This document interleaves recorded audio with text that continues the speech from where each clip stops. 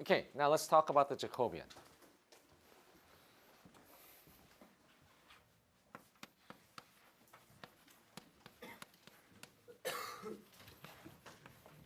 Okay, so the Jacobian is really just an extension of this. Okay, whereas up to now we've just been thinking about a single rigid body, okay, or a single frame moving in space. Okay, now let's pretend this frame is the end effector frame now.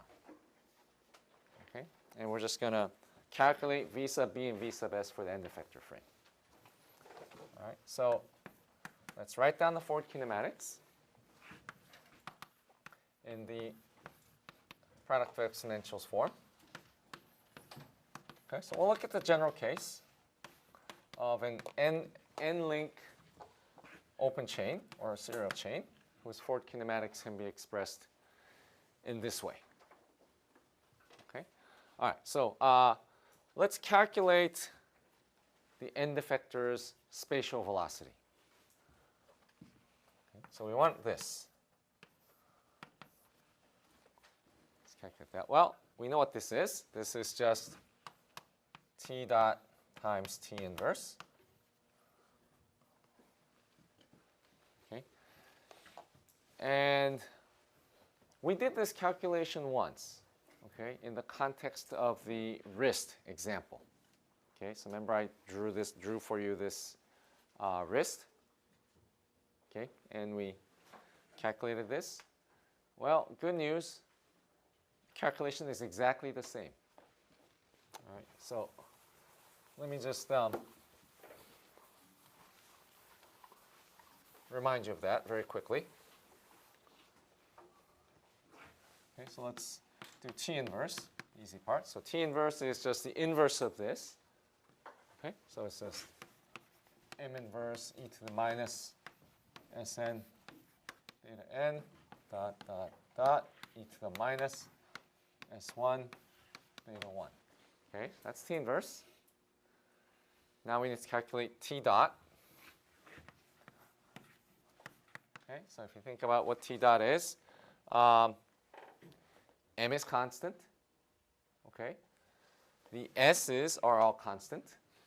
Okay, so only things that can change with time are the thetas. Okay, so if you take the derivative of these terms with respect to t, you have to first take the derivative with respect to theta, and then multiply by theta dot. It's the chain rule. Okay, all right. So T dot is it's S1 e to the S1 theta 1 dot dot dot e to the Sn theta n times m times theta 1 dot. Remember, this is a scalar. Scalar, so I can just move it anywhere. Okay. Second term. Now there's an S2 here.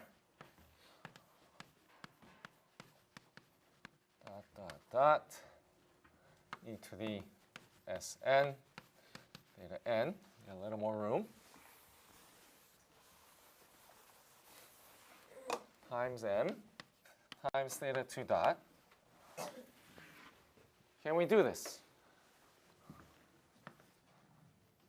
Okay, plus dot dot dot up to the last term, which is multiplied by theta n dot. Okay, so we get T inverse T dot this way. Now let's multiply the two together.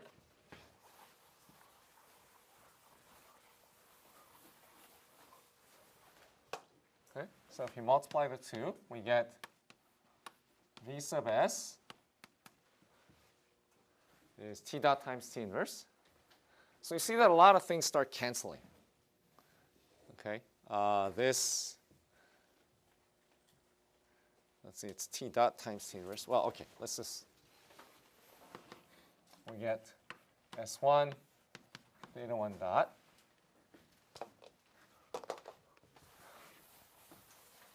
Okay, plus e to the S1 theta 1 times S2 times e to the minus S1 theta 1, okay, times theta 2 dot. Okay, and we get n terms like this.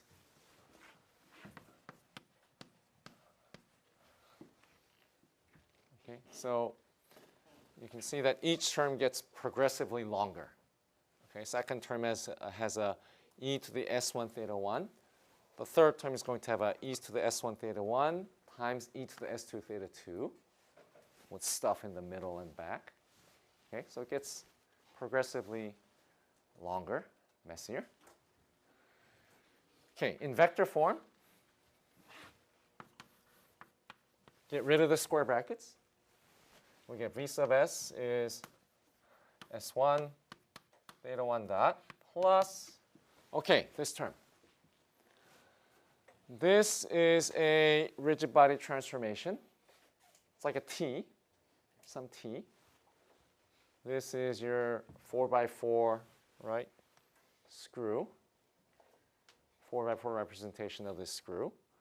Okay, so we have notation to deal with this. Okay, this is just add, okay, e to the s1 theta 1 times operated on s2 or times s2 times theta 2 dot. Okay. Okay, so again, remember what the add notation means, right? If we write this in matrix form, it's this times the 4x4 matrix version of this times this inverse. All right, so let's see, did I? All right, well, if you just look up a few notes in your notes, okay, a few lines in your notes, okay, you'll have the notation for this. Okay, third term.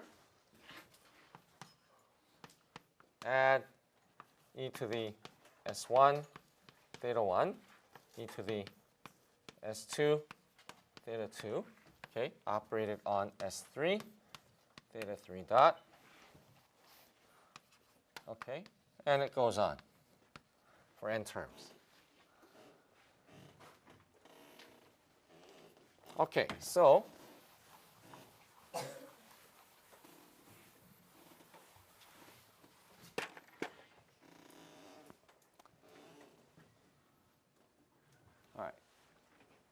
let's now write this in matrix version. Okay, so v sub s is all this.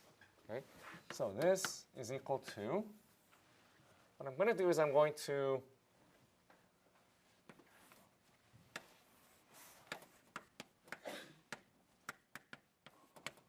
express the right-hand side as a product of some matrix times this vector theta 1 dot to theta n dot. Okay, so the first column will be S1. Okay, so we'll have an S1 here. Okay, there's your first column. Second column will be this. Okay, so let's write that. Add e to the S1 theta 1 applied to S2. Okay, there's my second column. And we have more columns. In fact, n more columns. Okay. I'm going to call this matrix, I'm going to give, I need notation for it. Let me call it J sub S. And you see it depends on theta. Okay, so that's my definition of J sub S.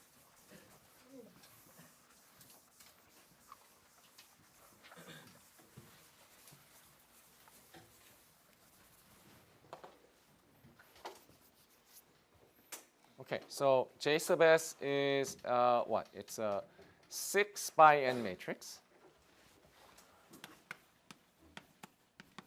Okay, it's 6 by n. Okay.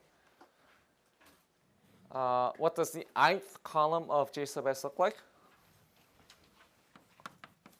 Ith column of JS. Okay. Well, it's going to be this one. It's going to be adjoint e to the s1 theta 1 multiplied up to e to the s I minus 1 theta I minus 1. Okay, and this is going to be applied to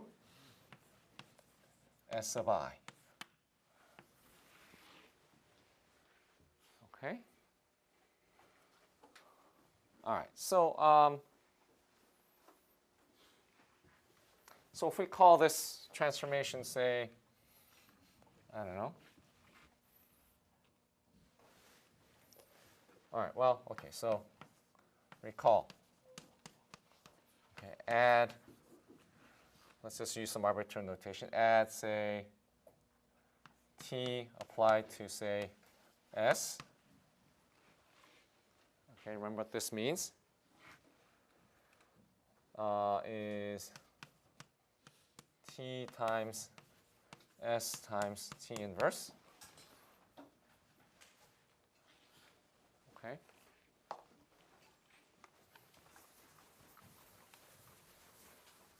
In matrix form. And the vector, if you want to express it in vector form, okay, remember.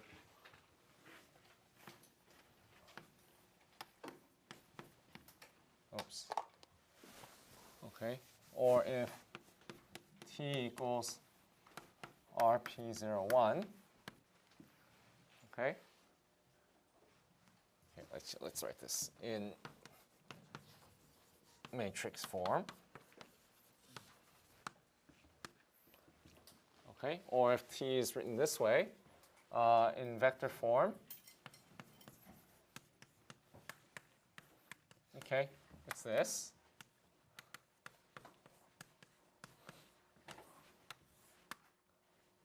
Times s is, okay, so think of this as s. Okay. And this is our 6x6 matrix version of add t, the adjoint map.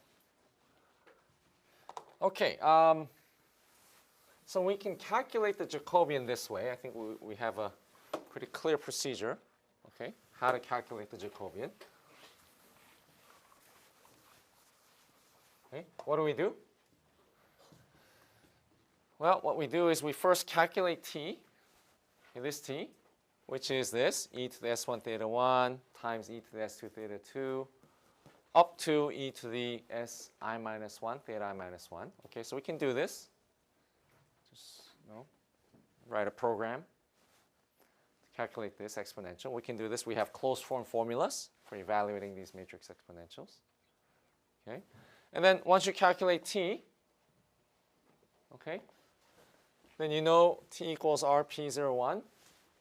Put it in here, okay, to calculate add ts or this.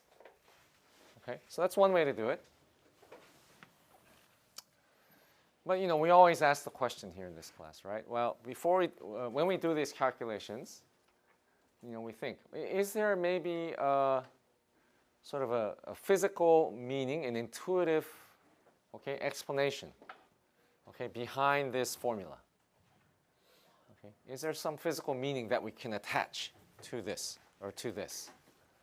Okay, and so you won't be surprised if I say the answer is yes.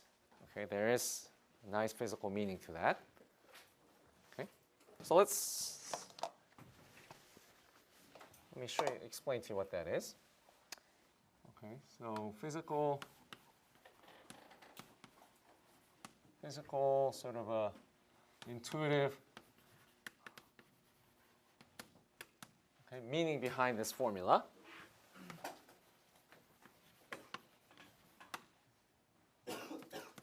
Of this ith column of the Jacobian. Okay, and to do this, I'm going to sort of remind you of something that you already know. Okay, so recall the following. Okay. Now, suppose I have a screw, okay, represented by this screw axis in space. Okay, let's say it has some pitch. With pitch, some pitch h. Okay, and I want to write this screw, okay, in coordinates, so I have to choose reference frames. Okay, so here's one reference frame. Let me call this frame A. Okay, so if I want to write this screw using frame A coordinates, what do? I first pick a point Q on the axis of the screw. Okay, and then I draw this vector from the A frame origin to the point Q. I call it Q sub A. Okay. I also want to write the direction of the screw axis. Okay. As a unit vector, call that omega A. Okay, so I'm going to need a little bit of room here, so let's leave this leave that there. Okay, so Q sub A is point Q. Okay, coordinates for point Q expressed in the A frame. Okay, in A coordinates. Okay, omega sub A is just the what? The direction of the screw axis. Okay. Screw axis direction. Okay, and it's important to remember that omega A equals 1. Okay, and then phi sub A, as you know, is minus omega A cross QA plus H, the pitch, times omega A. Okay, and then we say the screw. Okay, the screw expressed in the A frame, what we call S sub A, is just omega A stacked on top of V sub A. Okay? All right, so that's, suppose I have another frame. Suppose I have frame B here. Okay? I want to write the screw now in terms of frame B. Okay? So let's say I do that. That means I define this vector, call it Q sub B, right? Now write the direction of the screw axis using B frame coordinates, call that omega sub B. I do all that, okay?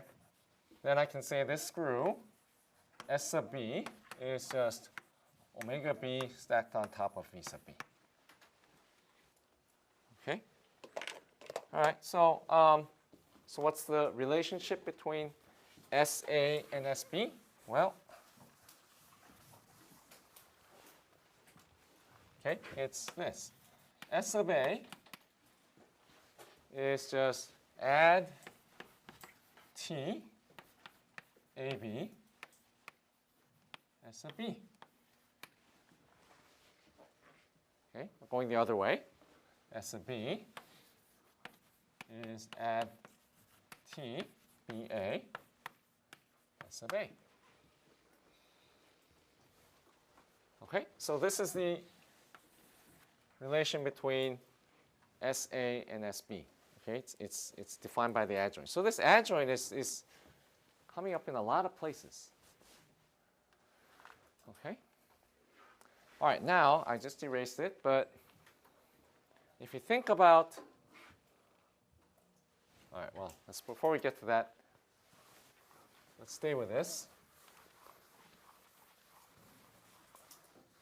All right, so here we go. We have some screw in space, 2 frames, frame A, frame B. Okay, all right. Here's another way to think about this same situation. Okay, so another perspective. Okay, so we have at least some room here. So we have, so here's frame A. Okay, my screw is something like that. Okay, and here is S sub A. Okay, so here we defined another frame, B, and wrote the coordinates for the screw and called it S sub B. Okay, now here's the other perspective. Other perspective is forget this frame. Forget this frame. Instead, pretend we now move the screw. Move the screw. Let's move the screw in another way. Let's see. Let's use. All right. Well. Okay. So move the screw such that, seen from this frame, this screw is now S sub B. Okay. Okay, so instead of moving the frame, okay, don't move the frame, move the screw. Okay. Move the screw. Okay, not the frame.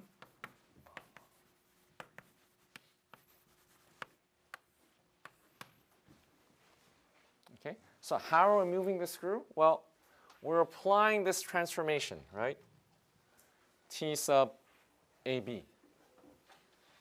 Okay, so we have this frame B. We're going to throw away the frame B, but keep TAB, keep the transformation. So we use the transformation TAB to move the screw over here. Okay, okay, so this still holds. Okay, still holds. So it's basically, right? It's this idea. You have this object there, right? So I describe the object from this frame, and then I come over here. I have another frame. Describe the same object from this frame. Okay, so my view is different. From this perspective, the object is on my right. From this perspective, okay, the object is on my left. Okay. Now instead of moving myself, I'm just going to move the object. Okay, from there to here. Okay, that's what I'm doing. That's all I'm doing here. Okay. Okay. This formula still holds. Okay. For both perspectives. Okay. All right. So. With this picture, let's now think about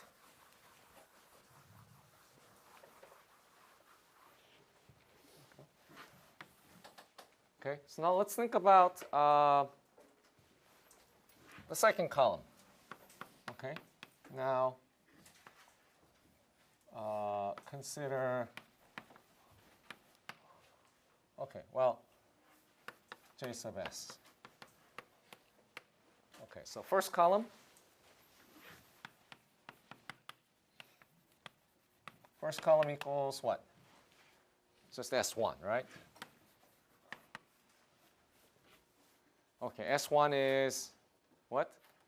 It's the screw axis for joint 1, okay, in the product of exponentials formula. This is constant. Okay, that's constant. Okay, second column is add e to the S1 theta 1 apply to S2. Okay. All right, now let's. So look, we have an add, some transformation, apply to screw S2. Okay, so let's think about what this means. You draw the manipulator. I'm going to draw it over here. Okay, so here's here's joint 1, screw 1. Okay, so here's S1. Okay, and here is joint 2 and its corresponding screw. Okay. All right, so this is in the home position, some fixed frame. Okay, so what's S2? S2 is what? Put the robot in its home position, put all the angles to 0, write down the screw for joint axis 2. That's S2. Okay. Now the question is, what is this? What is this? Well, this is my T. So I'm applying this transformation to S2. So I'm applying this transformation. I'm applying this screw motion to S2. Okay?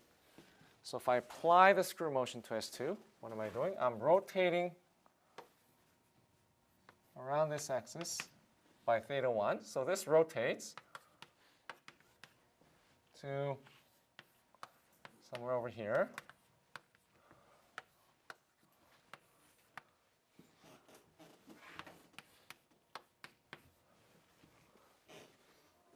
Okay? So if I apply that screw motion to this joint axis, what happens? This joint rotates around to over here. And this screw now becomes add e to the S1 theta 1. Sorry about that. Apply to S2. Okay? Is that clear? Okay, so the physical interpretation of the second column of the Jacobian is what? It's just the screw for joint axis 2, okay? Not in the home position, but in some arbitrary angle theta 1. Okay? So it's just the screw for joint axis 2, okay, with theta 1 arbitrary.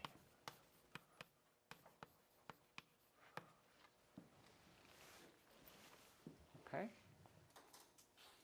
So now, you're used to finding the screws when all the joints are 0. When theta 1 is 0, theta 2 is 0. Okay, so when you find the Ford kinematics using the product of exponentials, what do? You set all the thetas to 0, and then you write the screws for each joint, right? Okay, same thing. Only difference, now don't assume the thetas are 0. Assume the thetas can be anything. Okay. All right, well, it turns out third column, fourth column, fifth column, same interpretation. Okay.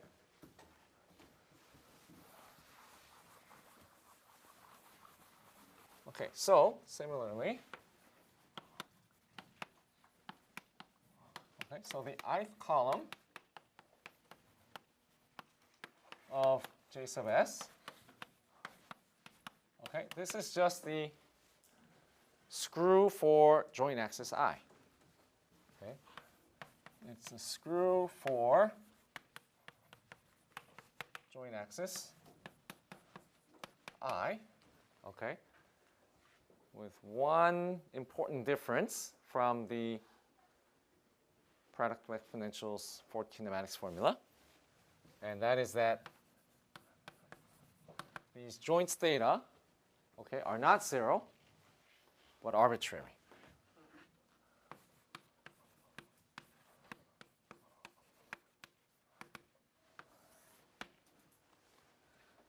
Okay, so that's the physical interpretation.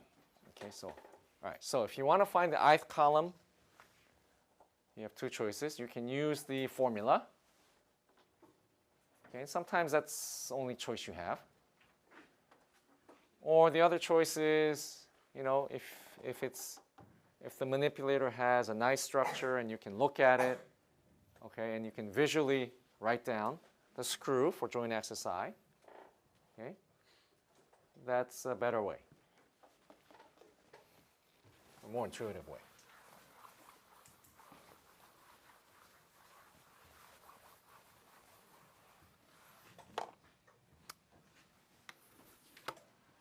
Okay, so I've been doing this, giving lectures long enough. Okay, so I know when enough is enough.